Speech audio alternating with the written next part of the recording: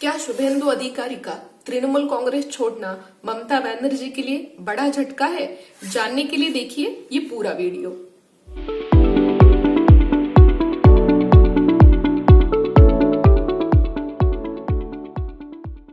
नमस्कार दोस्तों, आजकल दो मुद्दे काफी चर्चा में है पूरे देश में।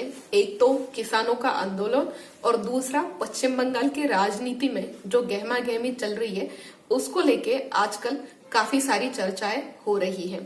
सबसे पहले आज हम बात करेंगे पश्चिम बंगाल की जो राजनीति है और जो खबरें वहां से आ रही है उसके बारे में।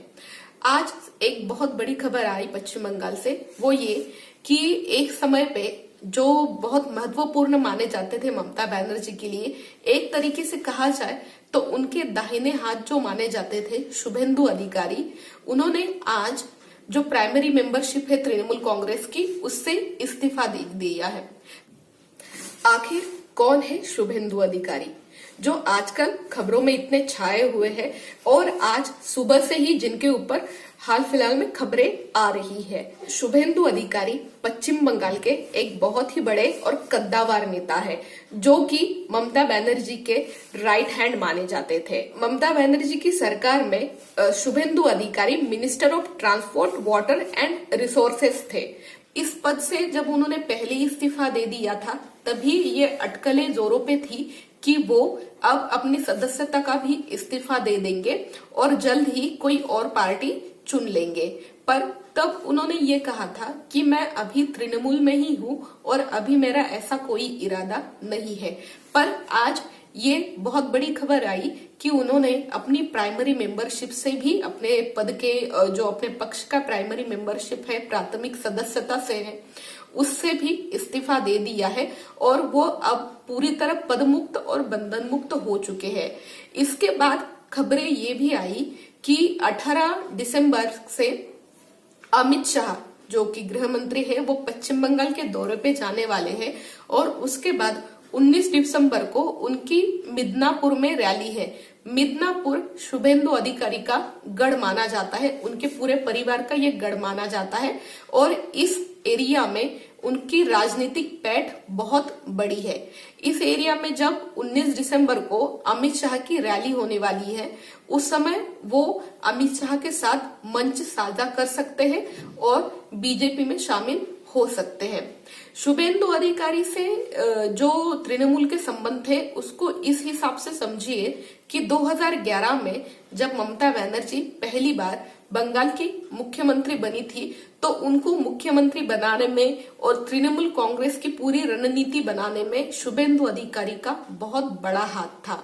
उनको ममता के बहुत करीबी माना जाता था। ममता बनर्जी जो है उनके बेहद वो करीबी थे और तृणमूल कांग्रेस की जो पूरे पश्चिम बंगाल में पहले और दूसरे टर्म में 2011 से लेके 2016 तक और 2016 से लेके अभी जो चुनाव होने वाले हैं 2021 में, ये दोनों टर्म जो थी तृणमूल कांग्रेस की वहां पे या ममता बनर्जी की कह लीजिए, उन टर्म में शुभेंदु अधिकारी का वहां पे एक बहुत बड़ा महत्वपूर्ण योगदान था। इस पक्ष को जिस तरीके से उन्होंने डेवलप किया और जो ममता बनर्जी एक मास लीडर कही जाती थी, इन सब में उनका बहुत बड़ा हाथ था। उन्होंने बहुत ज्यादा मेहनत की थी और उनको इस तरीके से भी देखा जाता है कि ममता बनर्जी के जो भतीजे हैं अभिषेक बनर्जी, उनके बाद तृणमूल कांग्रेस में अगर किसी का कद बहुत बड़ा है तो वो थे शुभेंदु अधिकारी। तो इन शुभेंदु अधिकारी के जाने से सच में ममता बनर्जी को बहुत बड़ा नुकसान होगा क्या? तो इसका जवाब है हाँ, बिल्कुल हाँ। क्योंकि अगर आप देखें पूरे 10 साल की ममता बनर्जी की राजनीति को, तो जैसे मैंने पहले भी कहा कि ममता बनर्जी की पूरी राजनीति में और तृणमूल कांग्रेस का जो पूरा एक संगठन रहा है उसको पश्चिम बंगाल के हर कोने कोने में, हर गांव शहर में जमाने में शुभेंदु अधिकारी का बहुत बड़ा हाथ था। और अगर वो चले जाते हैं तृणमूल कांग्रेस से और ममता बनर्जी से उनका साथ छूट जाता है तो ममता बनर्जी और तृणमूल कांग्रेस दोनों के लिए एक बहुत बड़ा नुकसान हो जाएगा।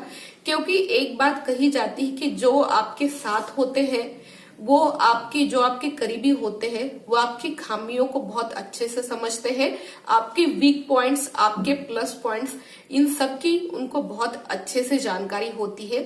और यहाँ पे ये बात शुभेंदु अधिकारी पे पूरी तरह लागू होती है। शुभेंदु अधिकारी अगर कल किसी और पार्टी में जाते हैं, अटकलों का बाजार तो ये भी गर्म है कि वो बहुत जल्दी ही बीजेपी ज्वाइन करने वाले हैं, और जैसा मैंने कहा कि वो अमित शाह के साथ मिलके वहीं पे बीजेपी ज्वाइन करने वाले हैं मिदनापुर की रैली में। तो खैर वो तो आगे देखते हैं हम, आने वाले 2-3 दिन में उसके बारे में हमें पता चलेगा। पर अगर ऐसा होता है और वो बीजेपी में चले जाते हैं तो इससे बीजेपी को बहुत बड़ा फायदा होगा। बीजेपी जो 2019 के लोकसभा चुनाव के बाद वहां पे लगातार कोशिश कर रही है अपना संगठन जमाने की, जैसा कि 2019 के जो लोकसभा चुनाव थे वहां पे बीजेपी को बहुत अच्छी सफलता मिली थी, उसको 18 लोकसभा की सीटें मिली थी और उसके बाद से ही उसने अपना संगठन वहां पे जमाने में एक कार्य करना शुरू कर दिया था। बहुत बड़े बड़े नेता वहां पे हमेशा जाते रहते हैं। अभी थोड़े दिन पहले ही भारतीय जनता पार्टी के जो राष्ट्रीय अध्यक्ष हैं जेपी नड्डा, वो खुद वहां गए थे। ये भी बात थी कि उनके काफिले पे जब वो डायमंड हार्बर जा रहे थे तब हमला हुआ, और जो वहां के प्रभारी है भारतीय जनता पार्टी के कैलाश विजयवर्गीय, उनके हाथ में चोट भी आई, उनके हाथ में फ्रैक्चर भी हुआ है। इसके बाद से ही बीजेपी वहां पे एक तरीके से बहुत ज्यादा एक्टिव हो गई है और उसने ये ठान लिया है, जैसे कि बताया जाता है कि बीजेपी संगठन चाहता है कि वहां पे इस बार जो विधानसभा चुनाव होने वाले हैं 2021 की शुरुआत में, उसमें उन्होंने एक ये रखा है, एक दावा किया है कि 200 से ज्यादा सीटें वो वहां पे जीतेगी। अब ये तो देखने वाली बात होगी कि 200 से ज्यादा सीटें अगर बीजेपी वहां पे जीतने में कामयाब होती है तो ये बहुत बड़ी बात है।